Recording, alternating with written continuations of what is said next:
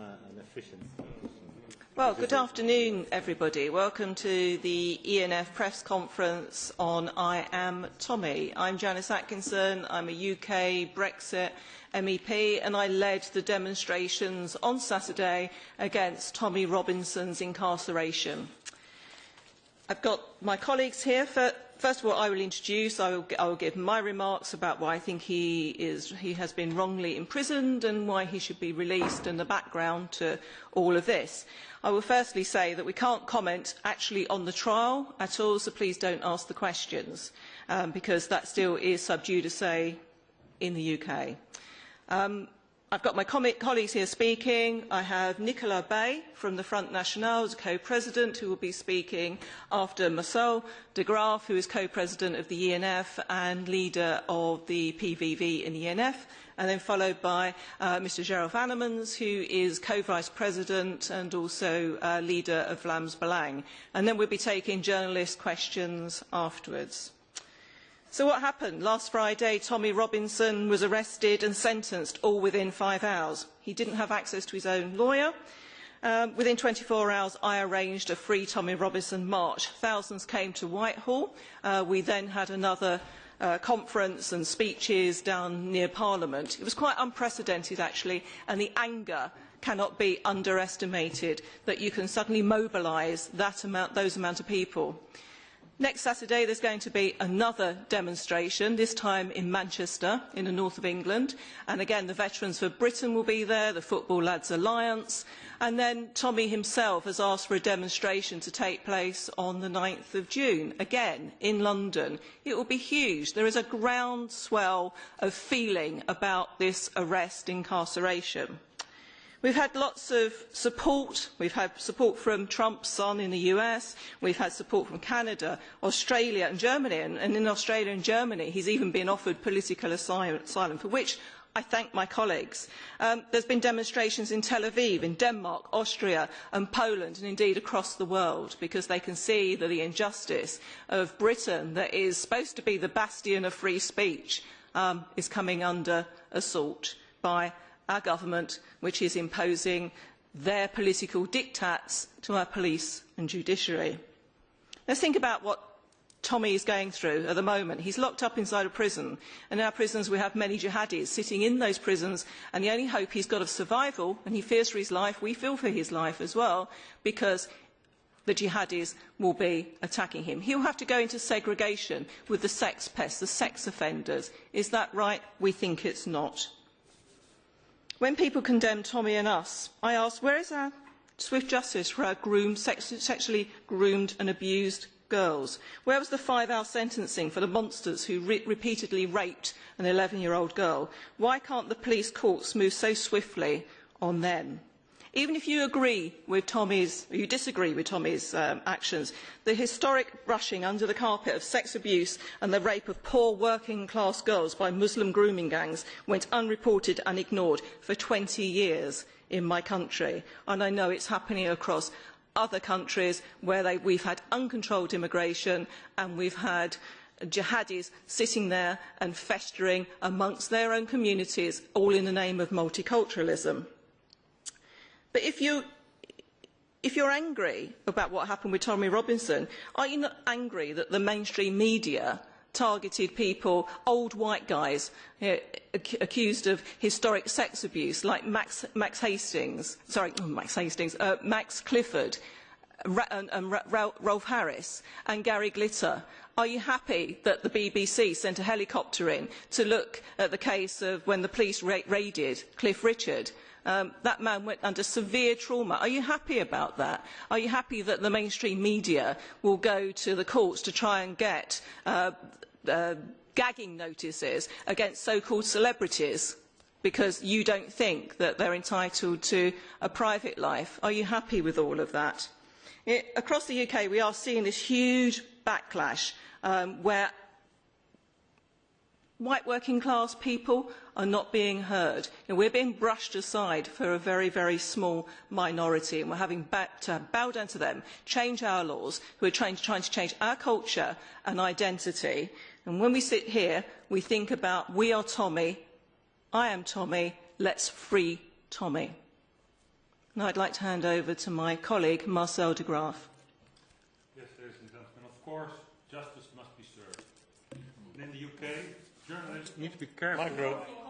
Sorry. Well, it's on. I'll start again. Of course, justice must be served. In the UK, journalists need to be careful their approach in order not to influence a jury in a trial. Nevertheless, they must be able to do their work and to report the news, whether it's big or small. Freedom of the press and freedom of speech are fundamental pillars of democracy. Take away the freedom of speech, take away the freedom of the press, and you will end up in a dictatorship. Now we see all over the EU action against so-called hate speech.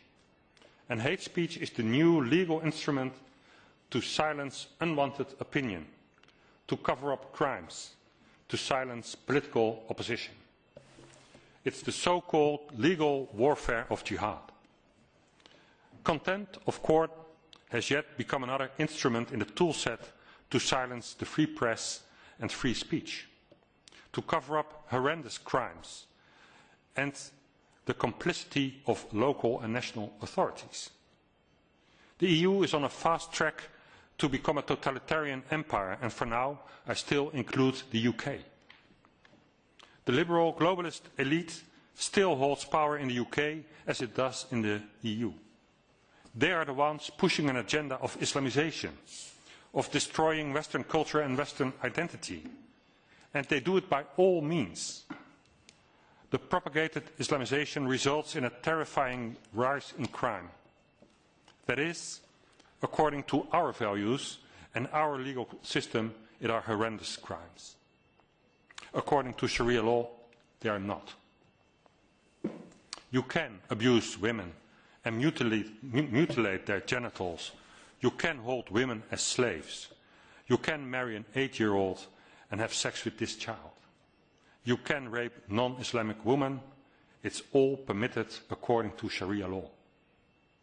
And don't tell me that there are dozens different systems of Sharia law. They are all, for about 99%, identical, and certainly on these points. If you want Islamization, you want Sharia law. If you want civilization, you need a Western legal system based on a true democracy. And what we see now is an unbelievable protection of Islam, of Islamic legal practice and Islamic morality in the UK, at the expense of hundreds, maybe thousands of innocent women and children. The Islamic community is allowed to build a parallel society based on Sharia law within the borders of the UK. It's inevitable, it's part and parcel of Islam, of Sharia law, that so-called unbelievers are inferior, that women are inferior, and that non-Islamic women are free to rape. Imagine the cover-up to keep this hidden from the general public. And obviously, the authorities go to an incredible extent to hide the true nature of Islam. The amount of victims, the intensity of their suffering goes beyond imagination. Hundreds of young children abused, gang raped by adult men, tortured, murdered. Do you really think, given these facts, that a jury can be influenced by a single journalist asking questions about feelings of guilt? Do you really think that this case of Tommy Robinson is about contempt of court? It's about keeping this information away from the general public. That is what this is about. It's about protecting the realization of an Islamized UK.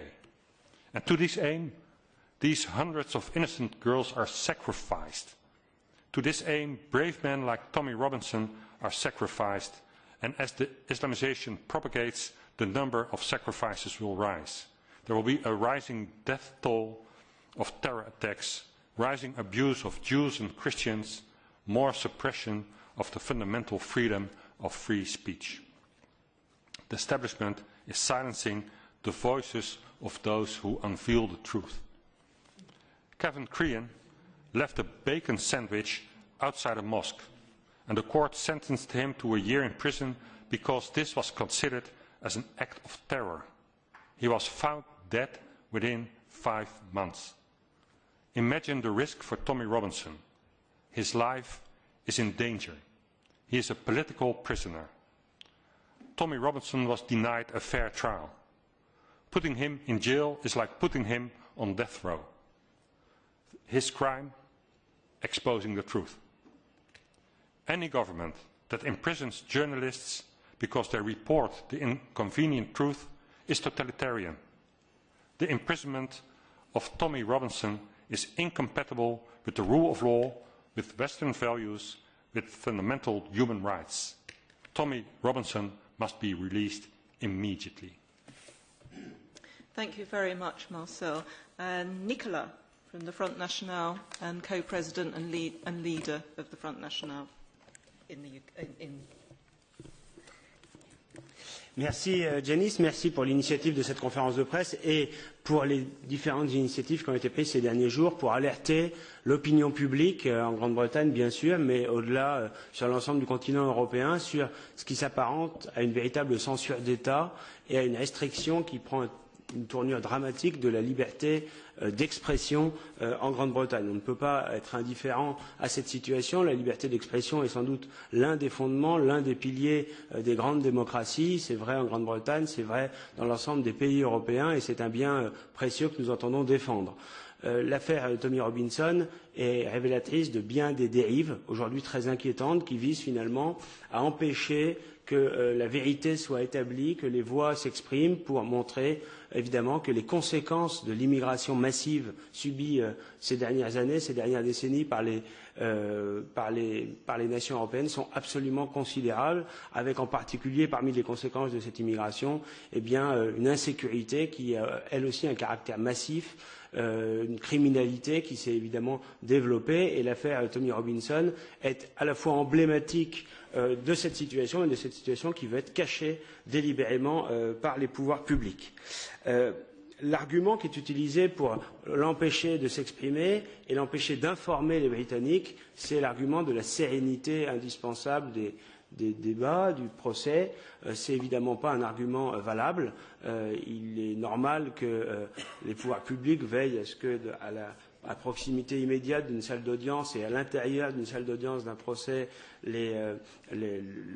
l'ordre public soit préservé, mais Tommy Robinson n'a fait que filmer précisément dans l'espace public, c'est-à-dire hors du tribunal, les protagonistes du procès, et donc il n'a évidemment pas enfreint les règles élémentaires qui doivent permettre la sérénité des débats. En revanche, il a voulu dire un certain nombre de vérités, montrer la réalité des faits aux Britanniques et c'est pour cette raison-là qu'il est aujourd'hui inquiété par la justice. C'est une situation qui est absolument inacceptable. La liberté d'information, elle est la première étape vers de la liberté d'expression. Il n'y a pas de véritable liberté d'expression lorsque les citoyens ne peuvent pas avoir un accès à l'information et en l'occurrence un accès complet à l'information. On ne peut pas avoir quelques personnes autorisées à donner des éléments parcellaires sur les faits qui font l'objet d'un procès et ne pas permettre qu'un procès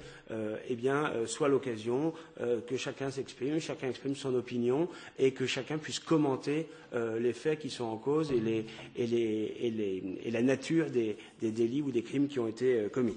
Donc je crois qu'aujourd'hui il y a une urgence. L'urgence c'est évidemment de préserver l'intégrité physique qui semble clairement mise en danger de M. Robinson. On peut penser ce qu'on veut de M. Robinson, on peut ne pas être d'accord avec les opinions qu'il a exprimées ou qu'il exprime. Ça n'est pas la question, c'est une question de principe.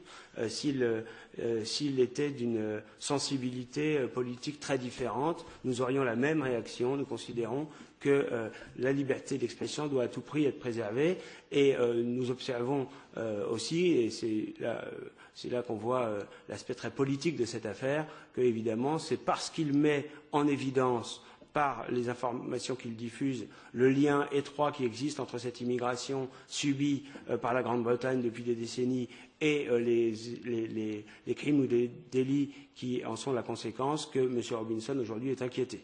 Donc nous sommes aujourd'hui réunis pour affirmer la nécessité absolue que la liberté d'information et d'expression soit préservée. Thank you very much, Nicolas. Jarrell Vannemans from Vlaams and Vice President of the ENF. Thank you very much, Janice, for inviting me here today. As an experienced witness, I would say, I would like to only underline that this Robinson case is part of a broader problem. I will speak in Dutch, if possible, for the rest. Wat we vaststellen is als Vlaams Belang dat we een gevoel van herkenning hebben. Omdat we dit zelf als partij al hebben meegemaakt. Toen het Vlaams Blok, een van de grootste partijen van België werd en uiteindelijk zelfs de grootste partij van België, zagen wij hoe het regime, de mensen die het land bestuurden, eerst 2 grondwetswijzigingen doorvoerden, vervolgens 5 wetswijzigingen om de racismewet van toepassing te kunnen maken op organisaties. En dan hebben ze dat gecombineerd met een wetgeving in zaken criminele organisaties, overigens een wetgeving die wij zelf hadden gestemd, omdat we dachten dat daarmee maffiabendes in Vlaanderen in België zouden aangepakt worden. En de combinatie van die 2 wetgevingen heeft uiteindelijk ervoor gezorgd dat mijn partij werd veroordeeld als een partij die op basis van een aantal toespraken van mezelf en collega's moest verboden worden als een criminele organisatie die zich had bezondigd aan racisme. We hebben toen onze partij moeten opdoeken. Dat was een heel emotionele gebeurtenis. We hebben een nieuwe partij moeten oprichten die mij nu hier afvaardigt in het Europees Parlement. Wat ik maar wil zeggen is dat de zaak Robinson in feite symboliseert wat ziek is aan de westerse democratieën. We zitten hier vandaag, maar we komen van heel veel zaken in het recente verleden en we gaan naar veel zaken in de toekomst. Daarom zitten wij hier vandaag solidair samen om Robinson te ondersteunen. Meestal ziet men dat het gaat om artificiële gehelen die instabiel zijn en zichzelf proberen te stabiliseren met het muilkorven van degenen die oppositie voeren binnen dat systeem. We zien dat in België, dat ook een artificieel land is, zoals u weet. En een van onze hoofdzonden was het feit dat wij een onafhankelijk Vlaanderen uit dat België wilden weghalen. Je ziet dat ook in de Europese Unie, die steeds radicaler wordt in de manier waarop ze de oppositie muilkorft. En we zien dat ook in de manier waarop de Europese Unie en de westerse democratieën proberen de oppositie te muilkorven die zich keert tegen een ander artificieel verschijnsel zijnde de input of de immigratie van moslimmigranten die niet als een natuurlijk proces kan worden voorgesteld, die op een promotionele manier van over heel de wereld, het lijkt wel alsof de Europese Unie alleen maar moslims hierheen haalt. Dat is zo onnatuurlijk dat men het alleen kan verantwoorden door de oppositie uit te sluiten. En dat zijn allemaal artificiële gehelen die onnatuurlijkheid van hun bezigheden proberen te compenseren met een dictatoriale aanpak van de oppositie. We zitten dus in een veel breder spectrum. We zijn de oppositie, ja natuurlijk, tegen een regime en een systeem dat zich niet overeind kan houden zonder ons te muilkorven. We zien dat Merkel daarmee begonnen is, ook in zaken sociale media, die de klassieke media konden als een alternatief omzeilen. We zien dat Merkel meteen begonnen is als eerste, niet toevallig wellicht, met heel zware straffen, onmenselijk zware straffen op te leggen aan Facebook, aan Twitter en dergelijke, wanneer ze niet meteen zelf spontaan zogenaamd racistische of niet aanvaardbare boodschappen zouden schrappen. We zien nu dat Macron heeft beloofd dat hij die wetgeving zal volgen. We zien ook dat de Europese Commissie dat soort wetgeving heeft geïntroduceerd. Dus die kleine vluchtweg die we hadden van de sociale media is ook al opnieuw in gevaar. En dit alles maakt ons niet erg optimistisch voor de manier waarop het in de toekomst mogelijk zal zijn om dit systeem, dat tot heel radicale middelen bereid is, om dat systeem op de juiste manier in een democratische geest ook te gaan blijven bekritiseren. We zullen daarvoor heel wat energie nodig hebben en we zullen zeker solidariteit moeten betonen met collega's zoals Tommy Robinson, die overkomen aan wie men nu probeert te doen overkomen, wat ons eigenlijk allemaal ooit te wachten staat of al gebeurd is, zoals in mijn geval met mijn partij en zoals in zijn geval. Dat is natuurlijk een red line. Een gevangenisstraf is zeer symbolisch, daarom zijn we hier ook vandaag, omdat dat tot ieders verbeelding spreekt. Dat is ook de reden waarom ik u dank om mij de gelegenheid te hebben gegeven om hierover te spreken. Dank u. Well, thank you very much, colleagues. We appreciate it so much in the UK. We might be leaving the EU, but we're certainly not leaving Europe. And you can see what's happening with our opposition, with the opposition that we have when they're trying to prosecute Marine Le Pen for sharing jihadi images, and they're trying to prosecute Geert Wilders because of his views and exposing what's going on. I'll hand it over to the journalist now. If you can state who you are and what journal that you represent, and then we'll try to answer your questions. Sir?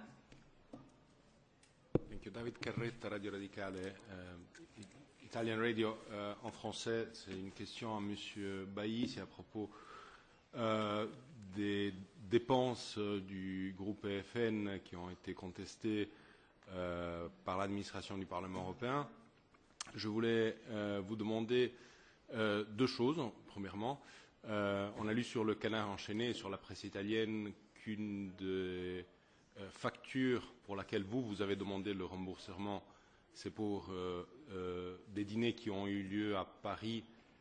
On a lu entre Madame Le Pen et Monsieur Salvini. Je me demandais si vous pouvez confirmer ou non leur présence de Madame Le Pen ou Monsieur Salvini. Et plus en général, si vous avez une réponse par rapport aux contestations que le Parlement européen a fait. Merci beaucoup. Je vais vous répondre très brièvement. Ce n'est pas du tout le sujet qui nous occupe, ça ne vous a pas échappé, mais enfin, puisque vous posez la question, je vous réponds bien volontiers. Sur l'information, enfin sur la fake news, en l'occurrence du Canard enchaîné, c'est totalement inexact. Ni Matteo Salvini, ni Marine Le Pen n'étaient présents à ce repas. Et d'une manière beaucoup plus générale, nous avons déjà eu l'occasion de nous exprimer sur ce sujet. Il y a deux aspects. Sur les dépenses qui nous ont été contestées sur 2016, pour l'essentiel du montant, ça concerne des interprétations des règles d'appel d'offres que nous avions effectuées en 2016 et qui étaient différentes de celles du Parlement européen. Depuis, à partir de 2017, nous nous sommes rigoureusement conformés aux interprétations du Parlement et il n'y aura plus aucune difficulté de cette nature sur nos comptes des années postérieures et notre bonne foi n'est pas en cause. Et s'agissant des quelques dépenses qui sont considérées comme litigieuses, on nous oppose le règlement qui a été établi, le règlement financier du groupe qui a été établi à partir de 2017, en vigueur à partir de 2017, pour les comptes de 2016, ce qui n'est pas logique juridiquement, puisqu'il y a un principe de non-rétroactivité qui fait que les règles qui ont été édictées au sein de notre groupe, qui sont d'ailleurs plus restrictives que les règles générales du Parlement, sont évidemment applicables à partir de 2017 et donc n'étaient pas appliquées en 2016. Voilà, donc nous avons eu l'occasion de le dire devant la Commission du contrôle budgétaire et nous aurons l'occasion de le dire également auprès du Bureau du Parlement. Any relevant questions? Thank you for coming.